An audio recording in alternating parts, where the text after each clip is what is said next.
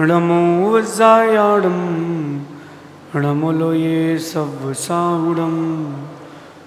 पंच परमेष्टि भगवंतों की, गणाचार्य भगवान विराग सागर जी मनराज की, पट्टाचार्य भगवान गुरुवर विशुद्ध सागर जी मनराज की,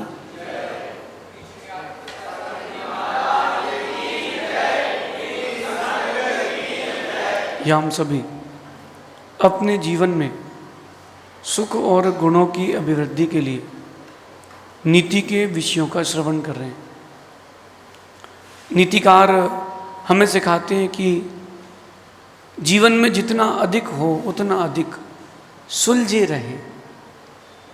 जो उलझे रहते हैं उनके साथ रहना, उनके साथ बैठना, उनके साथ बातें करना आपके जीवन में उलझने दे देते हैं। जितना अधिक हो सके आप अपने जीवन में सुलझे रहें। शब्दों को लेकर के उलझे ना, व्यक्ति को लेकर के उलझे ना, बातों को लेकर के उलझे ना, रिश्तों को लेकर के उलझे ना। जो भी चीज़ें चल रही हैं उनको चलने दें। जो भी चीज़ें लाइफ में आ रही हैं उनको आने दें और जाने दें, लेकिन उलझे ना। अक्सर ये होता है कि अपन छोटी छोटी चीज़ों पर उलझ जाते हैं और वहीं फंसे रह जाते हैं। नीतिकार कहते हैं कि जब एक सांप, आपके रास्ते में एक सांप आ जाए, आप किसी रास्ते से जा रहे हो और आपके रास्ते में सांप आ जाए, क्या करोगे? रास्ता बदलोगे? रास्ता मत बदलो। कब तक रास्ते बदलोगे? ऐसे तो बहुत सारे सांप जिंदगी में आएंगे। रास्ते मत बदलो, उसको उलझा के रखो। आप अपना शर्ट उतार के उसके ऊपर डाल दो, जब तक वो उससे सुलझेगा तब तक तुम रास्ता तय कर लेना। क्योंकि उलझन जो है वो आपको आगे बढ़ने नहीं देती, बांध के रखती है। व्यापार की उलझन है। मंदिर आए तो मंदिर में धर्म करने की उलझन है। ऐसा नहीं वैसा करो, वैसा नहीं ऐसा करो, ये क्यों कर लिया, वो क्यों कर लिया। ये सारी बातों में उलझकर मरने से क्या मतलब?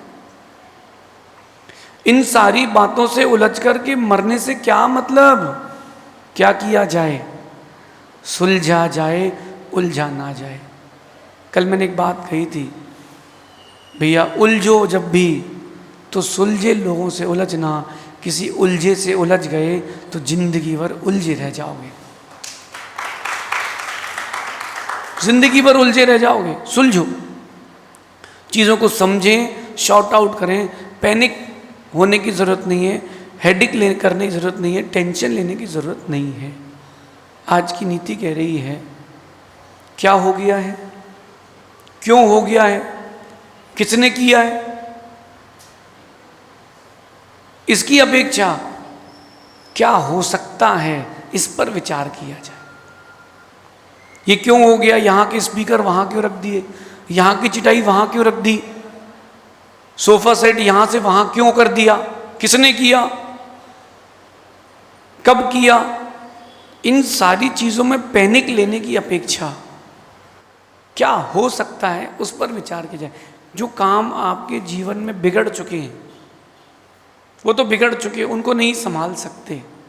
अब अपन शेष जो बचा है उसको बचा तो सकते हैं।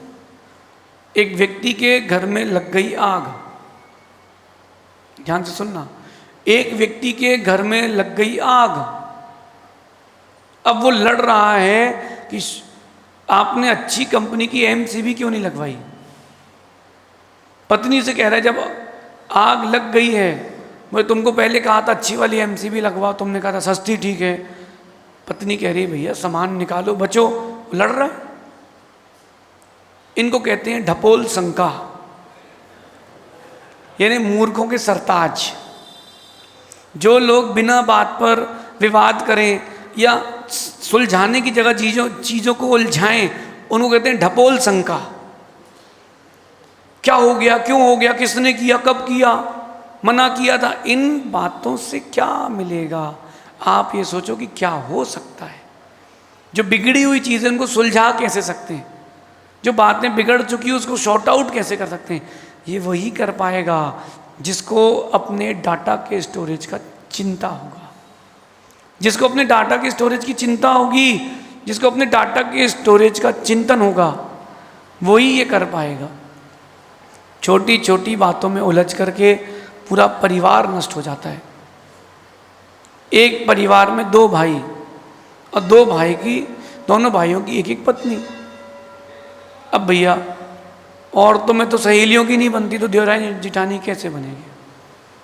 फिर भी अब एक कह रही है कि मैं 8 बजे ही आऊँगी, तो दूसरी कह रही है मैं 8:30 बजे आऊँगी। बोले हाओ, तुम 8:30 आओगी तो हम भी 8:30 आएंगे। अच्छा, तुम 8:30 आओगी तो हम 9 बजे आएंगे। 12 बज गए। जी बोल देते तो बात खत्म हो जाती ना। जो व्यक्ति उलझना नहीं चाहता, जीवन में सुख शांति चाहता है, वो क्या करता है, क्या हो सकता है, वो इस पर विचार करता है। व्यापार नहीं चल रहा, पानी गिर रहा है, ठीक है, क्या हो सकता है, इस पर विचार किया जाए। आपने भोजन बनाया, बिगड़ गया, कोई बात नहीं, क्या हो सकता है, इस पर विचार किया जाए। आप समझ रहे मैं क्या कह रहा हूं? क्या हो चुका है इसमें लगे रहोगे, अतीत हावी हो जाएगा। क्या हो सकता है इसमें लगे रहोगे, भविष्य तुम्हारा हो जाएगा। पास्ट टेंस को पास्ट ही रहने दें, अपन प्रेजेंट टेंस और फ्यूचर टेंस की चर्चा करें। ऐसा चिंतन अभी से, आज से चालू करें, आपके जीवन में अच्छा हो सकता है। जैसे एक व्यक्ति ने व्यापार किया और उसको लॉस लग गया, अब उस लॉस का ही चिंतन करता रहता है, इतने का नुकसान, इतने का नुकसान। अरे भैया, इतने के नुकसान के चक्कर में तुमने कितना नुकसान कर लिया। एक भारतीय व्यापारी का एक छोटा सा मस्तिष्क सुनना आप। अगर कोटा का कोई व्यापारी जयपुर गया बिजनेस करने के लिए, सामान लेने के लिए, आने जाने और रहने खाने में सब मिला करके उसके 3,000 रुपये खर्च हुए। उसको ये विकल्प नहीं कि 2 दिन का वक्त गया है, 48 घंटे जीवन के गए हैं। उसको ये रहता है कि 3,000 कवर करना है, 3,000 कवर करना। उसने मान लिया कहीं पर, अरे भैया कुछ तो डिस्काउंट करो यार, 2,000 का डिस्काउंट कराया, कहीं और गया 1,000 का डिस्काउंट कराया, कहीं और गया 2,000 का एक्स्ट्रा डिस्काउंट। मन में क्या सेटिस्फेक्शन रखता है, 5,000 कवर हो गए, आने जाने रहने खाने का खर्चा हो गया कवर। ये चीज़ बदलें। कवर करने के चक्कर में आप ज़्यादा फायदा नहीं कर पाते, कवर करने को हटा देते और ये सोचते कि मैं आज यहाँ आया हूँ 25,000 का अधिक फायदा करके जाऊँगा, क्योंकि मैंने 48 घंटे दिए हैं अपने, तो आप ज़्यादा सक्सेसफुल हो सकते थे। इन सारी चीज़ों को समझें, इनको गुनें। जब तक गुनेंगे नहीं तब तक सुलझेंगी नहीं। आप बिजनेसमैन हो, स्टडीज़ कर रहे हो, जॉब कर रहे हो, घर संभाल रहे हो, कुछ भी कर रहे हो, व्यापार, एक सामाजिक कोई भी स्थिति हो, जो हो चुका है उसको रिपीट ना करें, उसको हावी ना करें। अक्सर लड़ाई इस बात पर होती है कि गलत क्या है, और ख़त्म इस बात पर होती गलत कौन है। कि मैंने पहले कहा था मैं ठीक था, तुम गलत थे। तो गलत क्या है इस तक तो स्थिर रहें, गलत कौन है इस पर क्यों जाएं। आप लोग देखना कि आप लोगों के बड़े बड़े संबंध छोटी छोटी सी बातों से क्यों खराब होते हैं, बताओ, कोई बता पाएगा? चलो मैं ही बताता हूँ। गलत क्या है, बात यहाँ प्रारंभ होती है, और गलत कौन है यहाँ पर समाप्त होती है। होता ये कि किसी से कोई गलती हो गई तो आप उसकी एक गलती को लेकर के पूरे संबंध खराब करते हो, नहीं करना। एक गलती को लेकर के पूरे संबंध खराब मत करना। जैसे किसी का घर है और उसके घर में सीलन आ गई, सीलन, तो क्या करता है, जितने हिस्से में सीलन आई समझदार व्यक्ति उतने को घिसके पेंट करा ले। अब एक और समझदार निकला, उसने पूरी दीवार तोड़ी, फिर नई दीवार, और फिर छपाई, फिर पुताई, अगले साल फिर सीलन आई।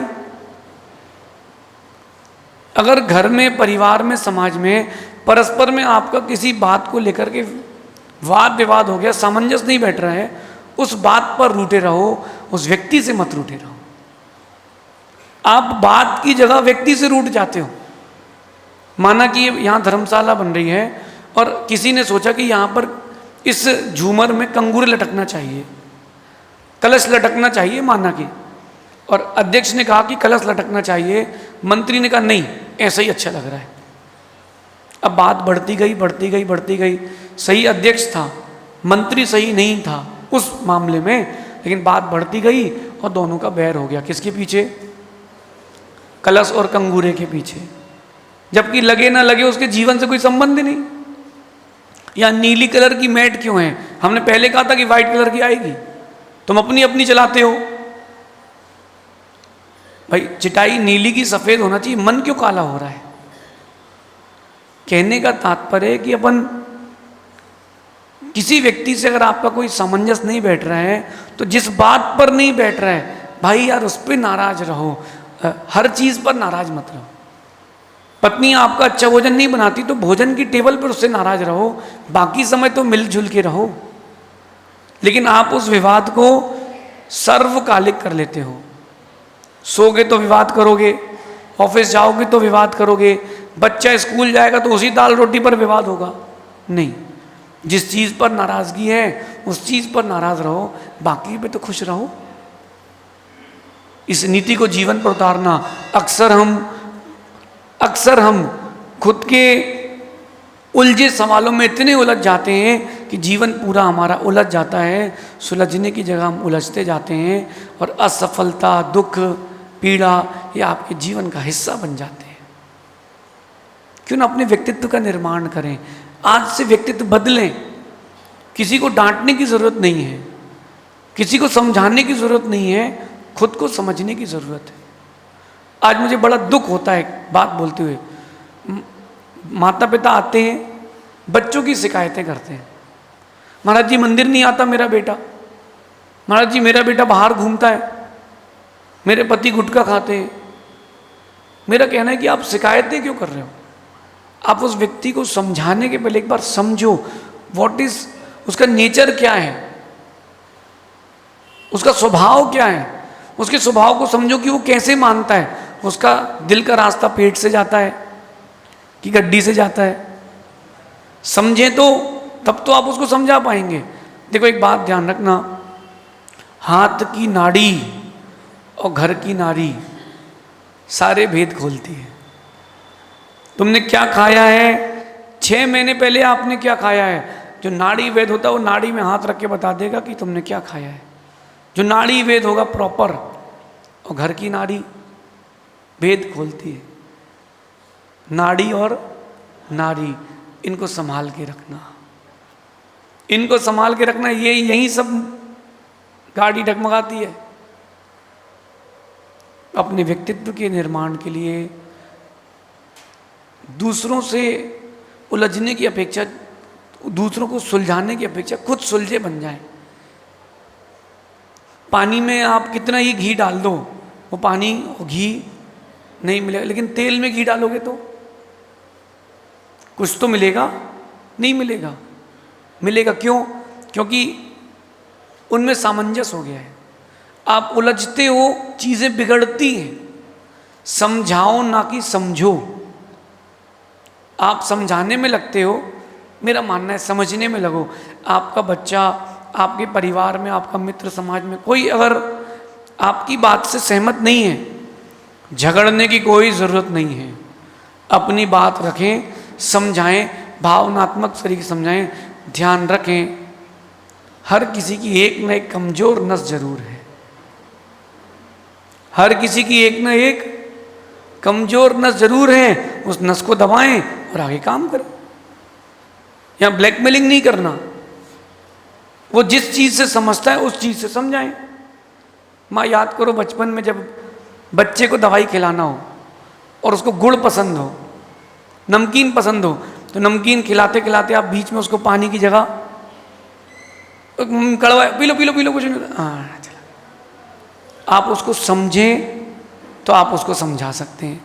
मैंने एक कविता लिखी थी कि जब कोई आपसे रूठे, एंटी हो जाए, तब आपका चिंतन क्या होना चाहिए, क्योंकि आप तो रूठे नहीं, उसने गलत समझा है, अपन तो गलत है नहीं। तो मैंने एक अपने लिए कविता लिखी थी कि उसने कब कहाँ क्यों मेरा साथ छोड़ा, इससे मुझे क्या, वजह उसकी अपनी रही होगी। उसने कब कहाँ क्यों मेरा साथ छोड़ा, इससे मुझे क्या, वजह उसकी अपनी रही होगी। मैंने कब कहाँ क्यों उसका साथ नहीं छोड़ा, इससे उसे क्या, वजह मेरी भी अपनी रही होगी। मगर लगता है छोड़ा उसने, मैंने नहीं, क्योंकि छोड़ा उसने, मैंने नहीं। अपन संबंधों को बनाने की तरकीब में आए। समझदार व्यक्ति विषय को समाप्त करता है, नासमझ व्यक्ति लड़ाई झगड़े करता है। अगर आप सफल होना चाहते हैं, दुखी नहीं रहना चाहते हैं, अपने इस स्टोरेज वाले डाटा को संभाल के रखें। Save your data storage. आपकी हार्ड डिस्क होती है, उसको क्या जमीन में से फेंकते हो? नहीं फेंकते। क्यों? अरे डाटा चला जाएगा, इंफॉर्मेशन इज वेल्थ। और ये जो तुम्हारे डाटा स्टोरेज है, इसको क्यों खराब कर रहे हो?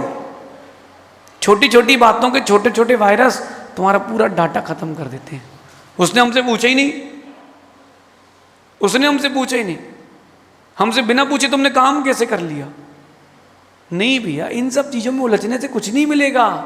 सुलझो। ध्यान रखना, जब कपड़े बनते हैं, आप लोगों ने देखा हो, कभी भीलवाड़ा गए हो? हम तो गए हैं। जब कपड़े बनते हैं लूम में, तो धागे सीधे सीधे जाते हैं, और एक भी टूट जाए तो वो लूम बंद हो जाता है, और धागे को गठान लगा दी जाती है, फिर चालू करते हैं। कपड़ा बंद तो जाता है, लेकिन हाथ में, कपड़े में गठान जरूर आती है।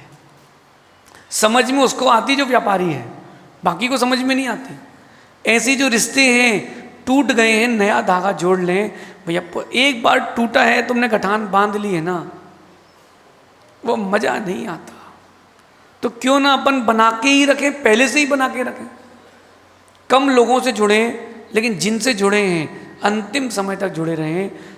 मेरा ये मानना है, अगर तुमने गुरु बनाए हैं, तुमको अगर गुरु की कोई बात पसंद ना हो, कोई बात नहीं, हटाओ, गुरु पर ध्यान दो। एक बहुत अच्छी नीतिकार ने एक बात कही है, जब भी रिश्ता बनाओ तो आँख खोल के बनाना, समझ के बनाना, अंदर तक गहराई तक उतर के बनाना। लेकिन जब रिश्ता बना लो तो आंखें आधी बंद कर लेना, हर बात पर गौर मत करना, हर बात पर गौर मत करना, तो रिश्ते बन के रहेंगे। अभी गुरु पूर्णिमा के दिन, अब मैं भी थक गया था, मेरा भी उपवास था, अपन गए, गर्मी थी, जितने लोग थे सब यही पूछे, महाराज जी नाराज हो? महाराज जी हमसे नाराज हो, क्या बात हो गई? मैंने कहा भैया अभी खुद को समय दे रहा हूँ, क्यों किसी से नाराज होऊंगा?